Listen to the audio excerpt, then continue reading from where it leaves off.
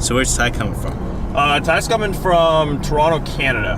He left early this morning. Ty is our lead, let's just say he's our head account manager for RSC and Commotion Ad. He manages a lot of our clients, like you guys are going to see today.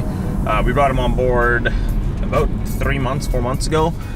Phenomenal digital marketer with a ton of talent. So it's going to be awesome. Next little bit, got a bunch of travel coming, got a lot of client meetings. So the last 30 days of sitting behind the computer slowly coming to an end. Now it's time to start networking again and building relationships and meeting successful people and growing my network.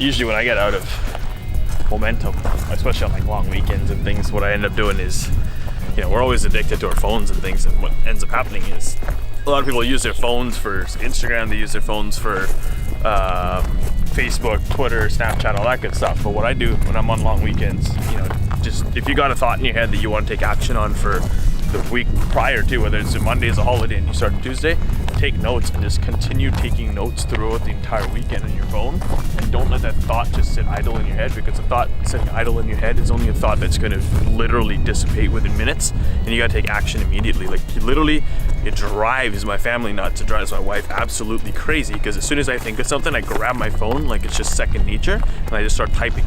Because what that ends up doing is, I don't even use it on Tuesday or Wednesday or Thursday or Friday, but what I end up doing is during that time is I'll literally put the notes down, and then there'll be time down the road, like I'll refresh it on Tuesday or Wednesday whenever I'm back to work, and then I'll look at it and I'll say, okay, what can I take action on? Like for example, this weekend I'm leaving to go to Las Vegas for a friend's bachelor party, and the entire time I know I'm not gonna be able to get a lot of work done, but while I'm not getting work done, my brain is still thinking. I'm in the marketing heaven of the world, which is gonna be Las Vegas, and all I'm gonna be doing is paying attention to what am I getting marketed at, how are they doing it to me, learning, consuming that information. I may not be working, but I'm still working. But I'm doing it in a way where I enjoy it, and that's what a lot of people, when they have that thing, I want to just do something that I love. Find something you can love and make every single day, whether you're loving it, whether you're doing it, whether you're not doing it, whether you're on vacation, and how can you put that into use?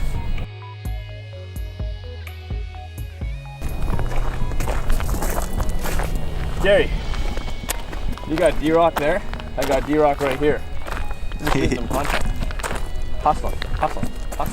See you in Vancouver in 2 weeks. I'll bring this guy out and we'll all shoot with D-Rocks. Alright, so the reason we were here doing some pictures earlier, get some content for my Instagram, and I was driving and a thought came to my head and I wanted to bring it up.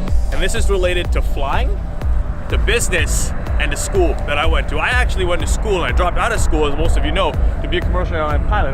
My goal was to fly one of these big airliners that you see back here. Boeing 777 was a goal that I wanted to fly. I dropped out of school probably about three quarters of the way through, and that's a whole other story for another day. But the one thing that I wanted to talk about is most people in business don't give it 100%. When they start a business, whether you're starting a home-based business, whether you're starting a brick and mortar business, whether you're starting an online business, most people do not give it 100%. Okay, the reason why you need to give your business 100% right off the bat as soon as you commit is because you need to take your business, which is a plane, right off the ground. None of those planes that you see over there are ever going to get off the ground if they don't give every single thing. The pilot's got to literally pull the throttle all the way to the ground, pedal to the metal, as you say in a car when you're flying down the street. You have to give it 110% of yourself. Give it every single thing you've got. Whether you commit to 90 days, 6 months, a year, 2 years, doesn't matter. Just go out, give it all you got. Think of yourself as you were one of those planes and your life depended on getting that thing off the ground, and that plane is your business. Because I promise you, if you did that, your life would change in 1 year. So look at a plane that's gonna get ready to take off. This is the runway they're not gonna use for takeoffs, or else I'll show you. You literally hear them. The engines would start spooling up, building up all the background behind it, building up all the thrust. So you can, once it literally hits that momentum speed, your business is just going to go to a point where, you know, most people really, they look at it, they think about like, I should give it. They'll commit for a week, they'll commit for 2, they'll commit for 3, but 4th week, no results happen. Like, look at the length of a runway. Look at how long it actually takes a plane to actually get in the sky. 90% of planes will not get into the sky until they get to the last quarter. And that's when most people give up. So don't give up, give it all that you've got. Put yourself as if you were literally a plane, and you're gonna give it every fucking thing you've got, and go do it. Because you do that one time, I promise you, you'll be flying in the skies, living life the way you decide to choose it, the way you love to choose life, and you will not regret it. So like I said, put yourself in a plane's shoes, or put yourself in a plane's wheels, whatever the hell you want to call it. I don't really give a shit, but give it everything you've got, because that everything you've got will change your destiny.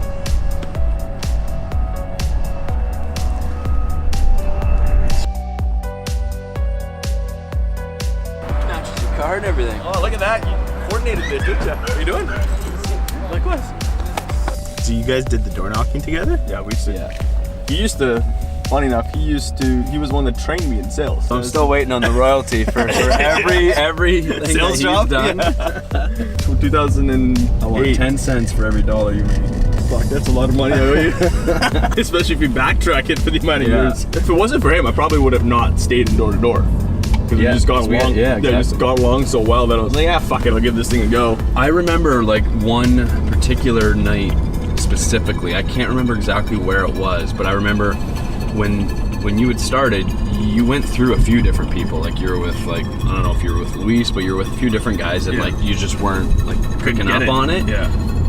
And then we went out together and we had a blast. And like I'm just like, this is boom. I think I just kind of gave it to you, like, just keep it super simple or whatever. Yeah. Like, here's my style, and it kind of matched yours, and it made you stick around for a little bit longer.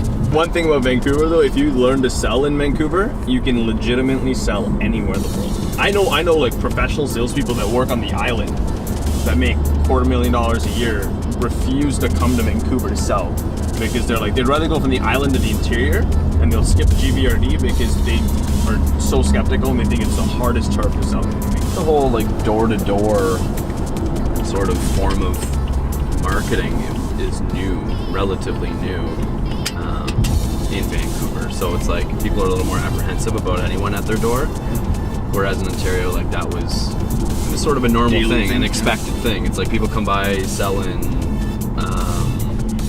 all sorts of different things. I learned more from the 3 years I did door to door than the 3 years I went to school. Yeah. There's not a thing that my business career that I can't give credit to that wasn't up, that didn't come, because door to door even puts a skin on you that, you know, you could walk into anything and people could turn you down and you're like, I don't give a fuck, walk away from it. But it was my gateway drug to like personal development. That's true. You know what I mean? Like because you have to develop and change who you are, and like, you know, refine your skills and learn how to sell in order to be successful, right? Because it's like you only eat what you kill kind of thing. It was 100% commission. So I remember that was like one of the most important takeaways of that experience, was like it put me on the path to like continual education. I think door to door is when I first found out about like Tony Robbins and all like that whole part of personal development, because I already read Rich Dad Poor Dad, Think and Grow Rich coming into it. That's funny, because that was actually my first like 2 books. The first few books was like How to Win Friends and Influence People, Rich Dad Poor Dad, Think and Grow Rich, you know, the classics. Now we're inundated with too much information. It's like I don't even read anything anymore. It's like little tidbits of everything here and there. YouTube videos. Yeah, now we consume content a little bit differently, but yeah, my big thing is courses and like just plug in my earphones and like go for a bike ride, or like on the transit, chill, you know, on the commute to work. Easy. You would buy Kanye.